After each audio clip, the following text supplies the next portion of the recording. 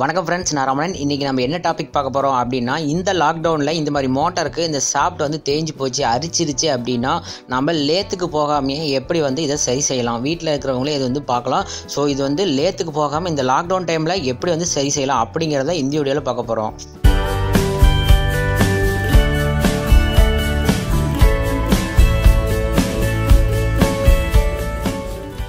இந்த லாக்டவுன் டைமில் கண்டிப்பாக இந்த மாதிரி ஃபால்ட் வந்துச்சுன்னா லேத்தில் கொடுத்து வேலை செய்யும்போது நமக்கு லேத் கண்டிப்பாக வந்து கிடைக்காது. அதுவும் இல்லாமல் தண்ணி இல்லாமல் ரொம்பவும் அவஸ்தைப்பட முடியாது. ஸோ அதனால் பார்த்தீங்கன்னா நான் ஒரு ஐடியா வந்து கண்டுபிடிச்சிருக்கேன். இது மேக்ஸிமம் ஒரு 6 மந்த் வரைக்கும் நீங்கள் யூஸ் பண்ணலாம்.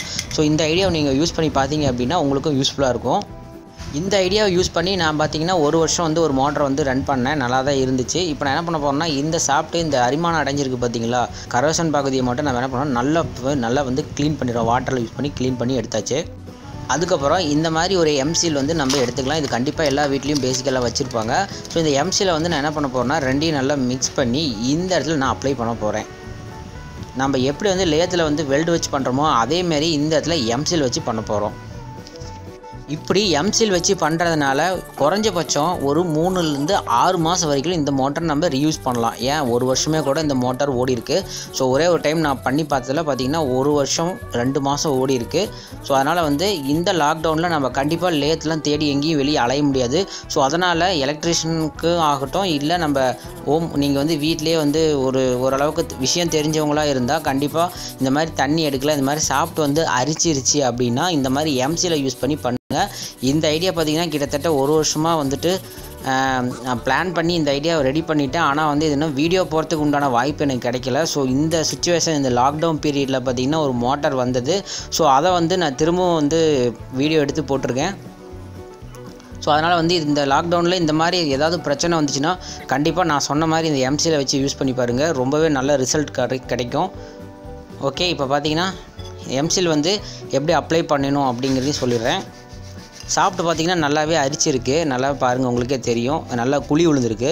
ஸோ இப்போ என்ன பண்ண போகிறேன்னா, எம்சில் வந்து அந்த இடத்துல வந்து கொஞ்சம் அப்ளை பண்ண போகிறேன், மேடு பண்ண போகிறேன். அந்த இடம் ஃபுல்லாக வந்து இந்த மாதிரி அப்ளை பண்ணி இது பண்ண போகிறேன். இதனால் வந்து ரொம்ப காலம்லாம் வரும்லாம் சொல்ல முடியாது, குறைஞ்சபட்சம் ஒரு 6 மாதம், அதாவது இந்த லாக்டவுனை தாட்டுற அளவுக்கு நமக்கு வந்து இது கை கொடுக்கும். அதுக்கு மேலேயும் வந்தாலும் ஒன்றும் ப்ராப்ளம் இருக்காது. அது வந்து யூசேஜை பொறுத்து. நான் பண்ணி கொடுத்த மோட்டர் வந்து 1 வருஷம் 2 மாதம் ஓடி இருக்குது. ஸோ அதனால் வந்து நான் திரும்ப இது வந்து பண்ணி கொடுக்குறேன், நல்லா தான் இருக்குது. ஸோ அதனால் நீங்களும் ட்ரை பண்ணி பாருங்கள். யார் வீட்லேயே அந்த மாதிரி ப்ராப்ளம் வந்துச்சுன்னா கண்டிப்பாக ட்ரை பண்ணி பாருங்கள். இதில் வந்து செலவும் கம்மி தான், நீங்கள் யூஸ் பண்ணி பாருங்கள். ஓகே, இந்த மாதிரி வந்து நல்லா அப்ளை பண்ணணும், நல்லா வந்து ப்ரெஸ் பண்ணணும். எதுவும் வந்து ஏர் பபிள் வந்து இருக்கக்கூடாது. ஏர் பபிள் இருந்துச்சுன்னா அப்புறம் வந்து சரி விட்டு வராது. ஸோ அதனால் நல்லா வந்து நல்ல மாதிரி வந்து ப்ரெஸ் பண்ணிக்கோங்க. எம்சியில் அந்த இடத்துல வச்சு நல்லா ப்ரெஸ் பண்ணிங்கன்னா தான் அந்த ஏர் பபிள் வந்து ரிலீஸ் ஆகி வெளியே வரும். ஸோ ஏர் பபிள் இருந்துச்சு அப்படின்னா கண்டிப்பாக வந்து நம்ம இதை சைனிங் பண்ணும்போது, ஃபினிஷிங் பண்ணும்போது பார்த்திங்கன்னா அந்த ஏர் பபிள் வந்து கண்டிப்பாக சொத்தையாக வந்து தெரியும். ஸோ நம்ம வந்து நல்லா வந்து இந்த மாதிரி அழுத்தி உருட்டி எடுத்துக்கலாம். முடிஞ்ச அளவுக்கு எம்சில் வந்து நல்லா வந்து இந்த பேரிங் மட்டத்துக்கு போடுங்க. பேரிங் சீட்டிங் ஆகுது பார்த்திங்களா அந்த எஜ்ஜில், அந்த சீட்டிங் அளவுக்கு நம்ம வந்து பேரிங் சீட்டிங் அளவுக்கு வந்து நம்ம எம்சில் போட்டுக்கலாம். அதுக்கப்புறம் தான் நம்ம வந்து கரெக்டாக ஃபினிஷிங் பண்ண முடியும், ரோல் பண்ண முடியும். ஸோ அதனால் பார்த்திங்கன்னா நல்லா இந்த மாதிரி நான் மொத்தமாகவே போட்டுருவேன். இந்த ஐடியா வந்து கரெக்டாக நான் சொன்ன மாதிரி செஞ்சிங்கன்னா கண்டிப்பாக வந்து இது நல்ல ரிசல்ட் வரும். ஸோ இந்த மாதிரி செஞ்சு பார்த்தவங்க யாராவது இருந்தீங்களாலும் கீழே கமெண்ட் பாக்ஸில் கமெண்ட் பண்ணுங்கள். செஞ்சு பார்த்துட்டு எப்படி இருக்குது அப்படிங்கிறதையும் கீழே கமெண்ட் பாக்ஸில் கமெண்ட் பண்ணுங்கள். இந்த வீடியோ எப்படி இருக்குதுன்னு நீங்கள் சொல்லுங்கள். பிடிச்சா லைக் பண்ணுங்கள், நம்ம சேனலை சப்ஸ்கிரைப் பண்ணிக்கோங்க. ஓகே, இதை வந்து நம்ம நல்லா ஒரு 1.5 மணி நேரம் வந்து நம்ம காய வைக்க போகிறோம். ஓகே ஃப்ரெண்ட்ஸ், நான் பார்த்திங்கன்னா ஒரு 1.5 மணி நேரம் காய வச்சிட்டேன். இப்போ பார்த்திங்கன்னா நல்லா மாவு மாதிரி இப்போ கொட்டும். நம்ம வந்து ஃபஸ்ட்டு வந்து அரத்தை வச்சு ஃபைல் பண்ண போகிறோம். நல்லா பாருங்கள், நல்லா வந்து ட்ரை ஆயிடுச்சு, கல் மாதிரி. இப்போ நான் என்ன பண்ண போகிறேன்னா, அரத்தை வச்சு ஃபைல் பண்ணுவேன். அதுக்கு முன்னாடி நம்ம எந்த சீல் வந்து நம்ம போடுறோமோ அந்த வாட்டர் சீலை பார்த்திங்கன்னா நம்ம அந்த இடத்துல ஃபிக்ஸ் பண்ணி பார்க்கணும், அந்த அளவுக்கு. ஸோ அதனால் அதை வந்து எடுத்து வச்சுக்கிட்டேன். பாருங்கள், இந்த சீலு தான் வந்து நம்ம போட போகிறோம். இப்போ வந்து நம்ம இதை வந்து பூதலை. ஸோ அதனால் என்ன பண்ண போகிறோன்னா, ஃபுல்லாக வந்து நீட்டாக ஃபைல் பண்ண போகிறோம். ஃபஸ்ட்டு ஸ்டெப்பு பார்த்திங்கன்னா எல்லா சைட்லேயும் ஒரே மட்டமாக வந்து நம்ம ஃபைல் பண்ணுறோம். ஓகேங்களா, இந்த இடம் வந்து கரெக்டாக தெளிவாக பண்ணணும், இல்லை அப்படின்னா கண்டிப்பாக வந்து ஆயில் சீல் சென்டர் கிடைக்காது. ஸோ பாருங்கள், இப்போ வந்து கொஞ்சம் கொஞ்சமாக தேய்ச்சி எடுத்துருவேன்.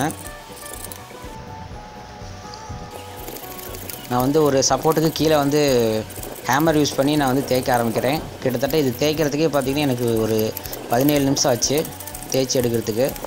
பொறுமையாக தேய்ச்சி எடுங்க.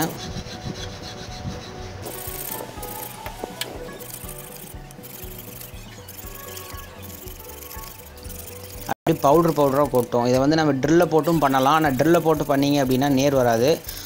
எப்படி சொல்கிறேன்னா அவுட்ரு அடிச்சிடும். ஸோ அதனால் வந்து இந்த மாதிரி அறத்தை வச்சு நீங்கள் ஃபைல் பண்ணிங்கனாவே நேர் வச்சு நாமளே வந்து ஒரு நேர் கொண்டு வந்துடலாம். ஆனால் ட்ரில்லை வச்சு பண்ணோம் அப்படின்னா பண்ண முடியாது, நேர் வராது. ஸோ அதனால் வந்து ஃபைல் பண்ணி இந்த மாதிரி ஃபைல் யூஸ் பண்ணி பண்ணுங்கள், நல்லா நீட்டாக வந்துடும். ஃபஸ்ட்டு வந்து பேரிங் சீட்டிங் அளவுக்கு மட்டம் கொண்டு வந்துடலாம். அதுக்கப்புறம் வந்து வாட்டர் சீல் ஸ்டெப்புக்கு நம்ம ஸ்டெப்பு போடலாம். இது ஒன்றும் இல்லை, ஒரு செதுக்கிற வேலை தான். கரெக்டாக வந்து பாருங்கள், நான் பேரிங் சீட்டிங் அளவுக்கு கொண்டு வந்துட்டேன். இது வந்து பேரிங் சீட்டிங் அளவு. அடுத்து பார்த்திங்கன்னா நம்ம ஸ்டெப்பு போடணும். ஸ்டெப்பு போட்டு நம்ம என்ன பண்ணணும், ஆயில் சீல் உட்கார அளவுக்கு நம்ம அடுத்து ஸ்டெப்பு போட போகிறோம். அது எப்படி போடணும் அப்படிங்கிறதையும் பார்த்துருங்க. முடிஞ்ச அளவுக்கு வந்து நீங்கள் எம்சீல் வைக்கிறதுக்கு முன்னாடி இந்த ஷாஃப்ட் வந்து எந்த இடத்துல ஸ்டெப் இருக்குது அப்படிங்கிறத கரெக்டாக பார்த்துக்குங்க. பார்த்துக்கிட்டு அதுக்கு தகுந்த மாதிரி நீங்கள் ஸ்டெப் போட்டுங்க. ஓகே, இந்த மாதிரி வந்து வாட்டர் எமிஷர்னு சொல்லுவாங்க இது பேர். இந்த வாட்டர் எமர் ஷீட்டை யூஸ் பண்ணி நம்ம அதை வந்து தேய்ச்சிக்கலாம், ஃபினிஷிங் பண்ணலாம். இது வந்து இதை வச்சு தான் நம்ம வந்து ஃபினிஷிங் பண்ணோம். அப்போ தான் வந்து மேலே வந்து சர்ஃபேஸ் வந்து ரொம்ப நைஸ்லியாக இருக்கும். ஸோ அதனால் பார்த்திங்கன்னா இந்த மாதிரி தேய்ச்சிக்கலாம். இப்போ ஓகே, நெக்ஸ்ட்டு பார்த்திங்கன்னா நம்ம இன்னும் நல்லா தேய்ச்சி எடுத்துகிட்டு ஸ்டெப் போட்டுடலாம். இந்த வீடியோ உங்களுக்கு ரொம்ப யூஸ்ஃபுல்லாக இருக்கும்னு நினைக்கிறேன். ஸோ யூஸ்ஃபுல்லாக இருந்தால் ஓகே, ஒன்றும் ப்ராப்ளம் இல்லை, நீங்கள் இந்த மாதிரி பண்ணி பாருங்கள். இது மாதிரி நிறைய ஐடியாஸ் இருக்குது, பட் போடுறதுக்கு உண்டான நேரம் தான் இல்லை. நெக்ஸ்ட்டு பார்த்திங்கன்னா ஸ்டெப்பு போடுறேன். ஸ்டெப்பு போடும்போது பார்த்திங்கன்னா ஒரு ஈவனாக இருக்கணும். அந்த ஸ்டெப்பில் தான் வந்து ஆயில் சீல் இறங்கும். ஸோ அந்த ஆயில் சீல் வந்து கரெக்டான ஒரு சைஸில் இருக்கா அப்படிங்கிறத பார்த்துக்குங்க அப்பப்போ. இல்லை அப்படின்னா ரொம்ப லூஸாக இருந்துச்சுனாலும் ஆயில் சீல் வந்து தண்ணி ஒழுக ஆரம்பிச்சிடும். ஓரளவுக்கு வந்து டைட்டாக இறங்கணும். இது வந்து கரெக்டாக அந்த ஃபினிஷிங் எப்படி கொண்டு வரேன், எப்படி வந்து செதுக்கிறேன் அப்படிங்கிறதுக்கோசம் தான் அந்த இடத்துல கொஞ்சம் ஃபுல்லாகவே போடுறேன். அது இல்லாமல் ஸ்லோவாக போட்டால் இன்னும் கிட்டத்தட்ட 20 நிமிஷத்துக்கு மேலே வீடியோஸ் போயிடும். ஸோ அதனால் பார்த்திங்கன்னா நான் சிம்பிளாக வந்து ஃபாஸ்ட் மோடில் வந்து நான் போட்டுவிட்டு உங்களுக்கு நான் காட்டிகிட்ருக்கேன். பாருங்கள், இந்த மாதிரி வந்து அடுத்து ஸ்டெப் போட்டுறோம் நல்லா நீட்டாக. சீல் வந்து கரெக்டாக உள்ளே ஃபிக்ஸ் ஆகுதா அப்படிங்கிறத பார்த்துங்க. ஓரளவுக்கு டைட்டாக போகணும். இந்த மாதிரி அழுத்தினா உள்ளே போகணும். அந்த லெவலில் இருந்துச்சுன்னா ஓகே. பாருங்கள், இன்னும் கொஞ்சம் வந்து தேய்ச்சி எடுத்துக்கலாம். தேய்ச்சி எடுக்கிறது பெருசு இல்லை, ஒரே பக்கம் தேய்க்கக்கூடாது, சுற்றியும் தேய்க்கணும். அப்போ தான் வந்து கரெக்டான ஒரு சென்டர் கிடைக்கும். இல்லை அப்படின்னா சென்டர் கிடைக்கிறதுக்கு வாய்ப்பு இல்லை.